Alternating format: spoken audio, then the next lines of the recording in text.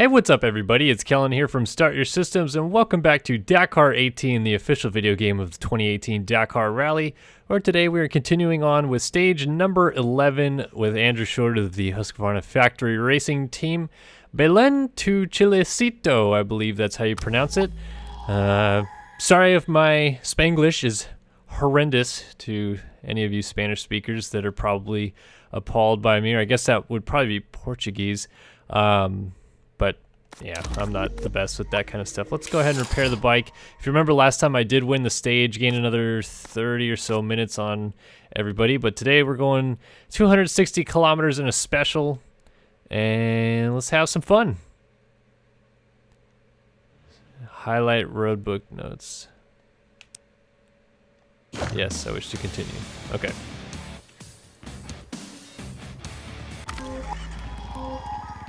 Alright, so back on the grind here with Shorty, and felt like it was a good time to play some more Dakar since the Dakar Rally in 2019 just started, and I always forget to turn my HUD back on before I do these videos. Sorry, I know.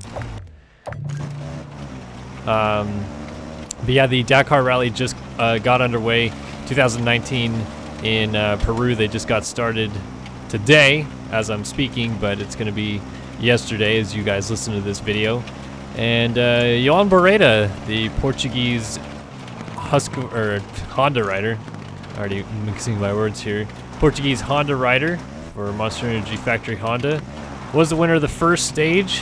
Rockstar Energy Husqvarna Factory Racing's Pablo Quintanilla was second, and America's own Monster Energy Honda rider Ricky Brabeck was third in the opening stage today at Dakar. So good for Brabeck.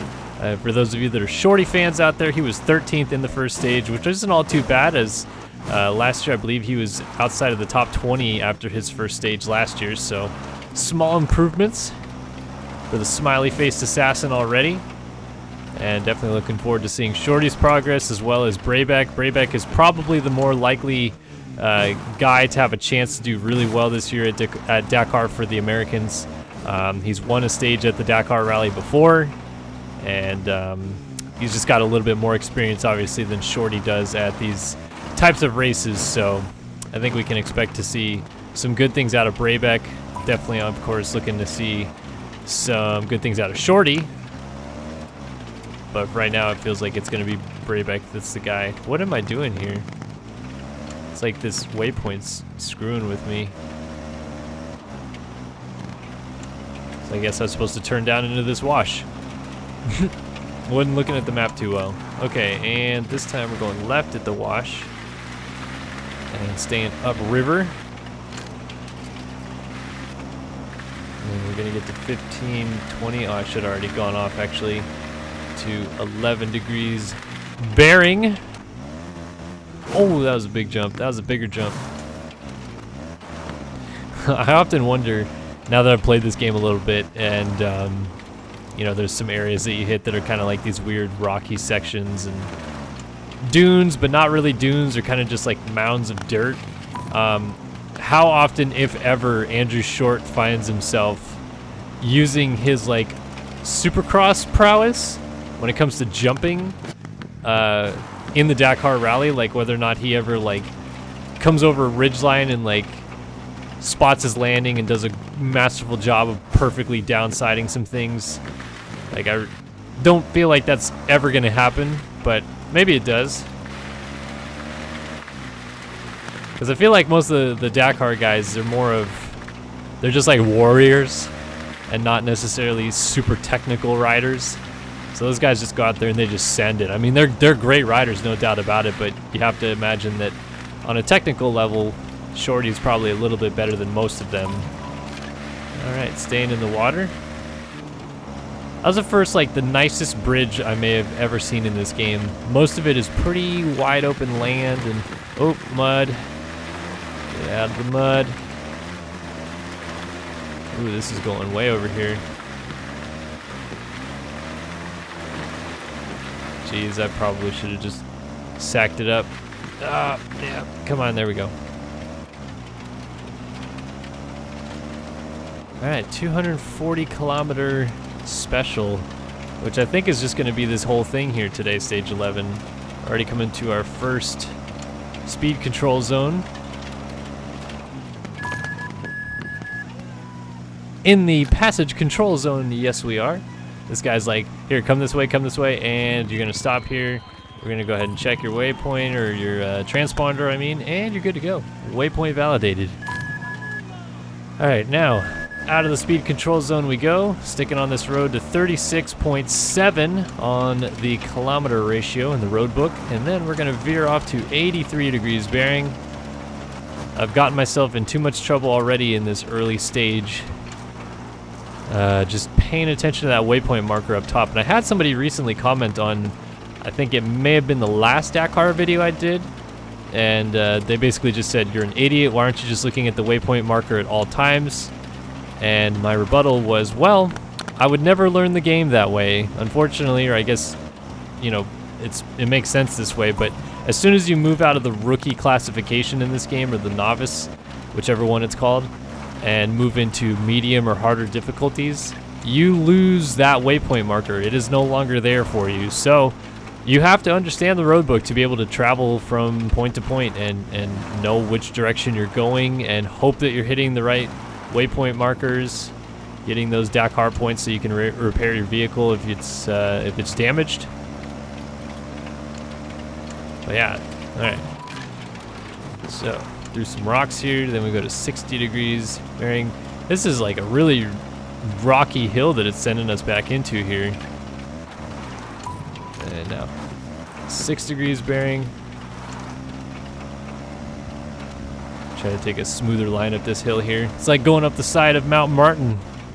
Nah, Mount Martin is not that rocky. No way, Josie. Alright, looks like we get to the top of this hill. There's like a house or a shed or shanty of some kind on the left. It's kind of interesting. And we go this way. So we're kind of on this road. Oh, nope, wait, the road has ended.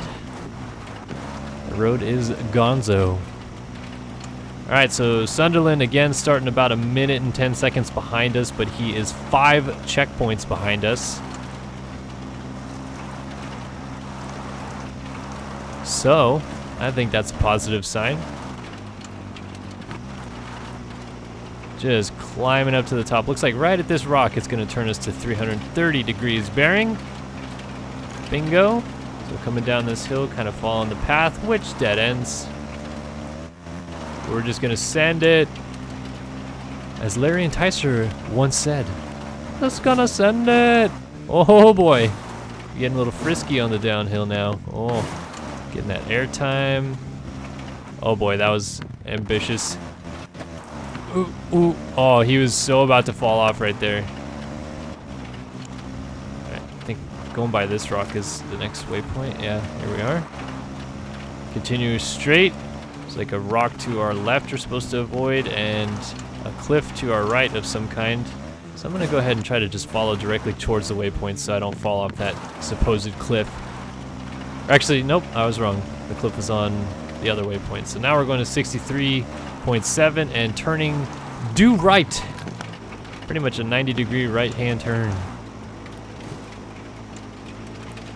And alas, we are maybe about a quarter of the way through this special, or rather close to it.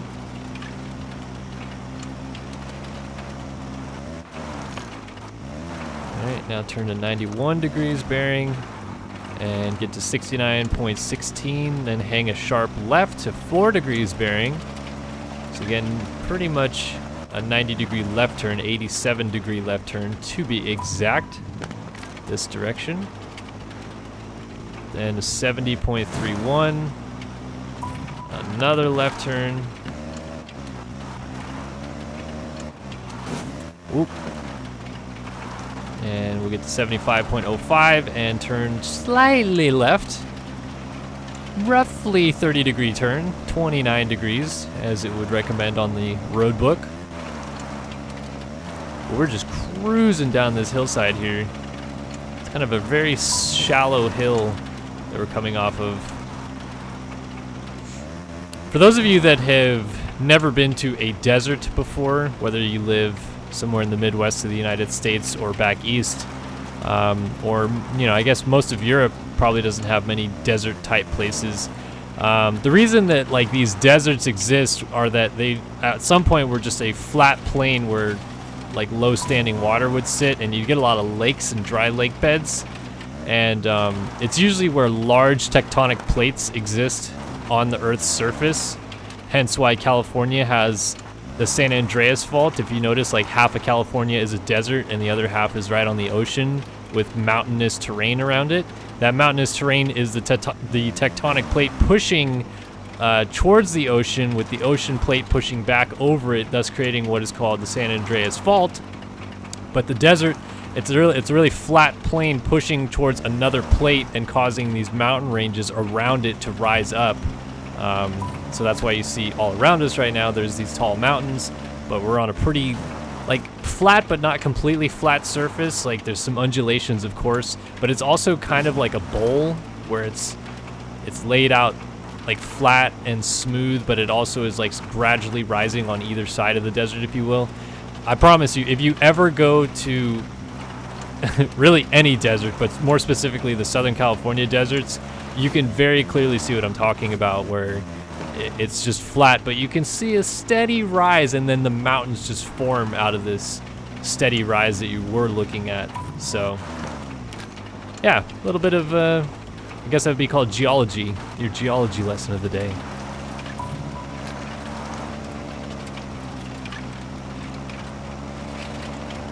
Oh, we're supposed to be on this road. No wonder the waypoint's freaking me out. All right, going to 98.1. And we're continuing on straight. And this road is coming down this hill in a hurry. 160 kilometers per hour.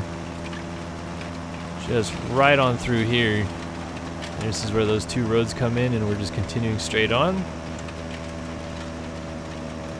And then we're getting up. Oh, we're just staying on this road. And then once we are to 117.93, which is still a long ways away, then we will hang a sharp right by the looks of it, with a danger sign, danger 1, because there's only one exclamation point, a P, which I don't know what it stands for, P for parking, I guess, and a plus or minus the square root of. Again, don't know what that means. Usually, I think a lot of these things have to refer to visibility. Dangers are kind of outlined by exclamation points or some sort of actual thing put on the map, whether it's a cliff or a tall rocky mountain of some kind, just as markers to let you know like that's what's coming up. So pay attention for the tall mountain, for example.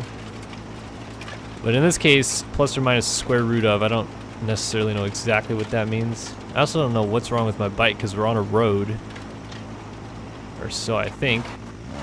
And it is just on the struggle bus here. If I go off-road, will it speed up, or? Guess not. It's like this dirt, more specifically, is slowing me down.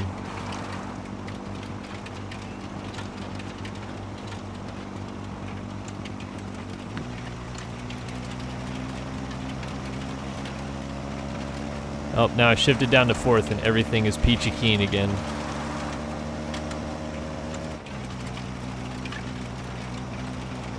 Alright, here is 117.93. We'll be turning right and staying on this road to 119.78, where we will fork to the left, which is right up here.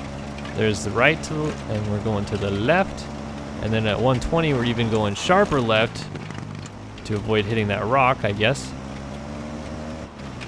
121.61, road connects, that's right there. And on this until 130.34, where it looks like we're gonna go right next to some rocks. It's Danger 2, E3, so it's a large gaming convention and a Danger 2, apparently. Yeah, Sunderland seems to like really be catching me up now. I'm almost curious whether or not something's wrong with the bike. Let me repair. No, I guess everything's fine. So that was a large waste of time. Guess it's just specific dirt that I'm going over, slowing me down. Because now we're going uphill and it seems like I'm still gaining speed. Quit shifting to 5th. There we go.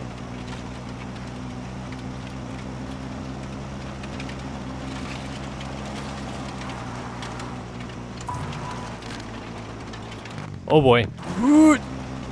Wasn't looking at the map very well there. Coming up to a speed control zone. So this I have to go under 30 kilometers per hour. It's usually when we go through a town. In this case, looks like we're going through a little small town here.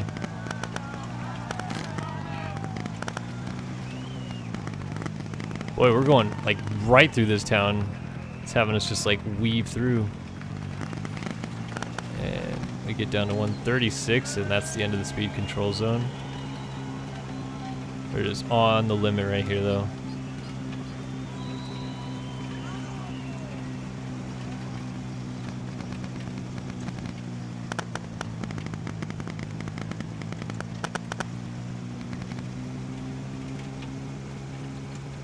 Just feathering it right on that limit.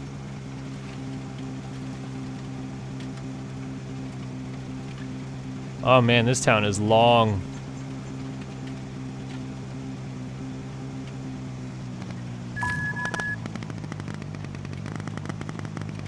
Is that the end of the control zone then? I'm always so nervous to speed away, but I think it's good. Okay, whew. When you break a speed control zone regulation, you'll hear like a really violent strike noise go through your headphones, which I heard a lot of on stage. I believe it was 6. This is a mud pit.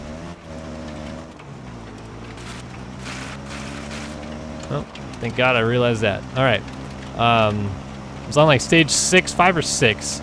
Got a ton of speeding penalties, cost me about 8 hours in time, which is why I'm so far back in the rally and really should be leading it with ease. But been on catch-up mode since then. I'm no longer in dead last. So it's been a steady progress. Up, turned off the road here.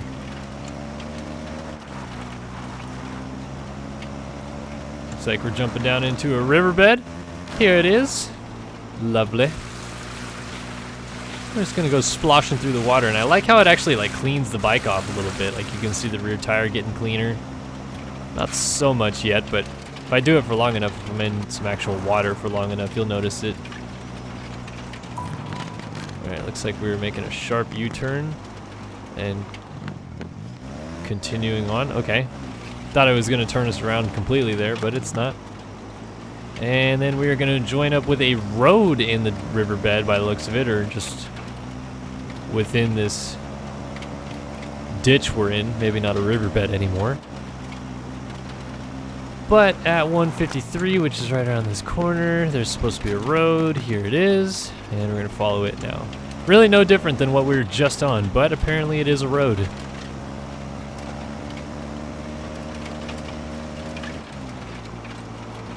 And when we get to 557, gonna be making a cheeky right-hand turn. So it looks like I pulled back out from Sunderland a little bit. Here's our right-hand turn. And we're gonna be on this guy for a little while. Gonna cross a riverbed up here at 160. It's a danger 2, so I'm gonna have to keep an eye out just in case. Is this gonna be a mud hole? No, but it's a big ditch. Oof. Oh, it's a sand hole. It's like a muddy sand hole. Interesting. I don't know if I've seen one with that colored dirt before. Well then. Learn my mistake.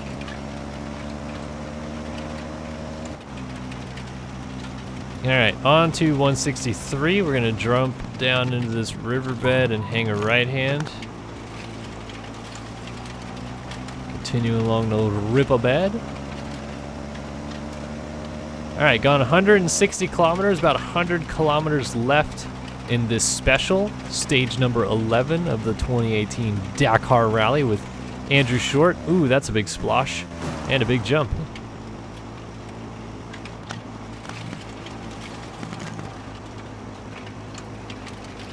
Alright, just continuing through this riverbed here.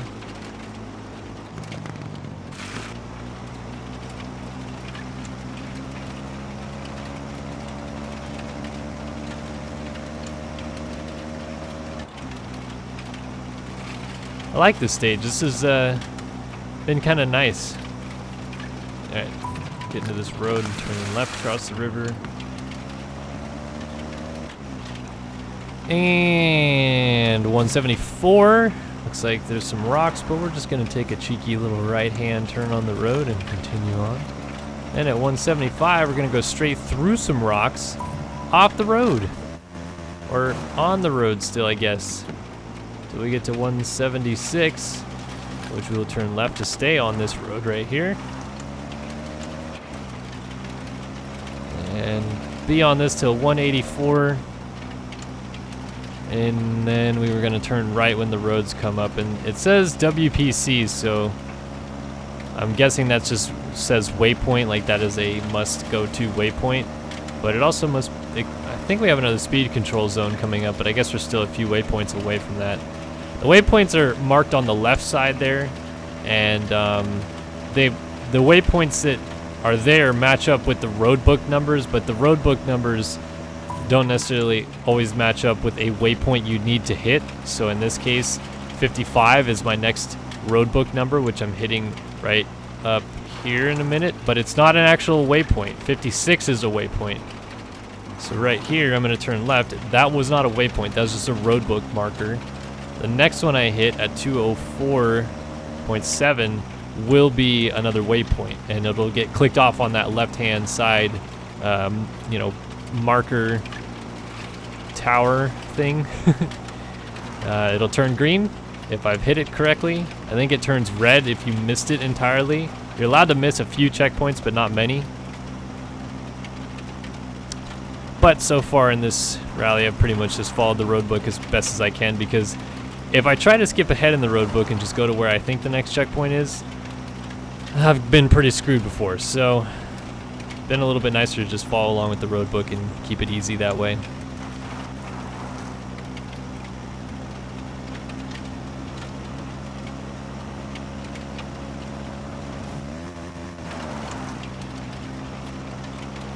Alright, getting to that 204 mark pretty soon here. This is really a truly 260 kilometer special, which I like because there hasn't been many. It's actually 200 kilometers or whatever. It's only like 100 kilometers, and it's just tricking me. This is a very fast section of the course, though. Alright, 204, going through like some rocks of some kind and continuing on straight. So I guess we're still kind of on the road. We're just going this direction.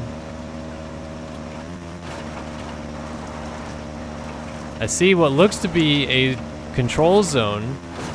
I'm just gonna head that direction, because I'm pretty sure that's where I'm supposed to be going, is up here. Holy cow, a lot of airtime right there.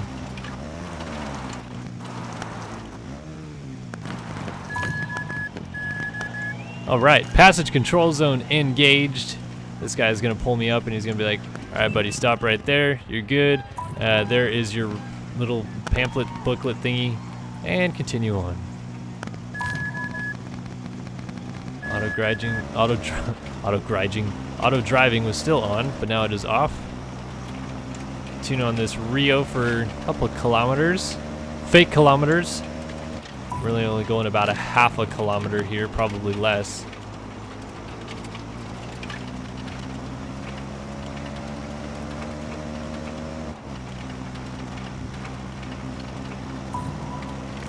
Alright, and go to 263 bearing. And then drop back down into that riverbed. That's at 235, so we're going a pretty long distance this way. Just trekking through the terrain. Getting pretty close to the end though, almost at the end of this stage. Ooh, getting a little kick there. Alright, we're all good. Oh, that's a big kick. Landed!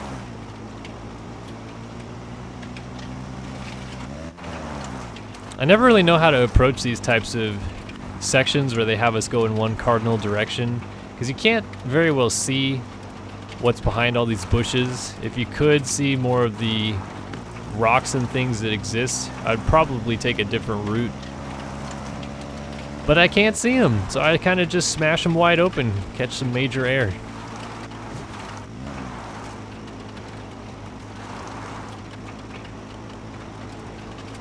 But once we get to that 235 kilometer marker, boy, I tell you, we're getting right down in that there riverbed.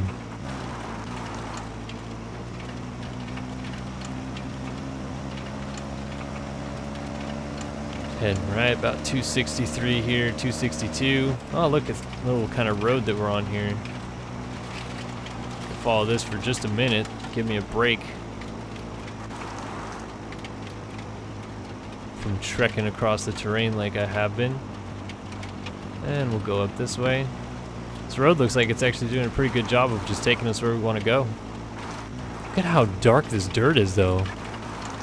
I guess we are in Argentina, in that MXGP race in Argentina. They do have rather dark dirt like this. So they're being realistic. All right, down into the riverbed. And we're gonna come back down off this hillside to 248, which 63 will be another checkpoint. So yeah, we are pretty dang close to the end here. Obviously only 20 kilometers away from the end of this special. Oh my goodness, and we're just crushing it down this downhill right now. Look how fast I'm going. 8 checkpoints ahead of Sunderland, who is about a minute behind me on time.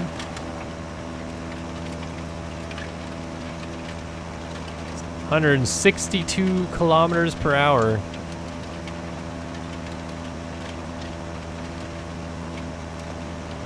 Going to that 248 mark and then continuing on straight. So coming up right here real quick, just continuing on straight through on this kind of road thing, I guess. Down to 255, then we're gonna hang a good hard left-hand turn.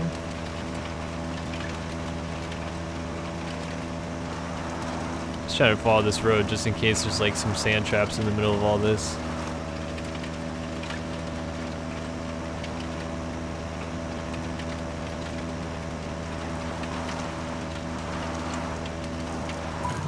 Alright, there's our 255 mark.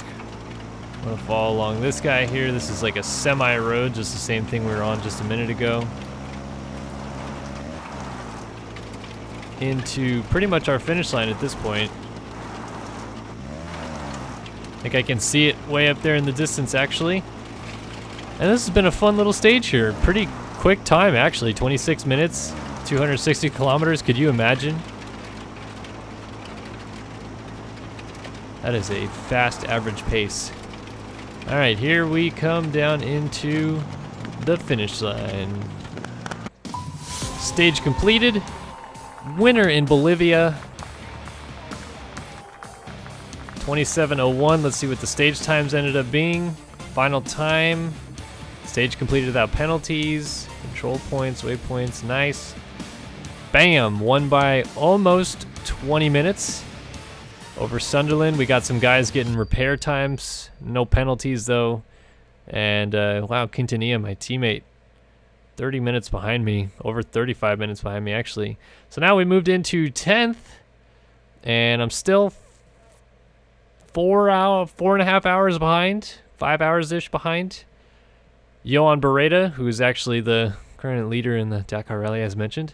We'll try to make up some time on him next time, but thanks for joining us here for another video on Start Your Systems. Another stage of the Dakar Rally completed and moved up to P10. Going to try to take on the next few guys ahead of us next time out. Hopefully move ourselves up a little bit higher before the finish of this rally, and we'll see you guys then. So thanks for joining us. We'll see you guys next time. So long for now.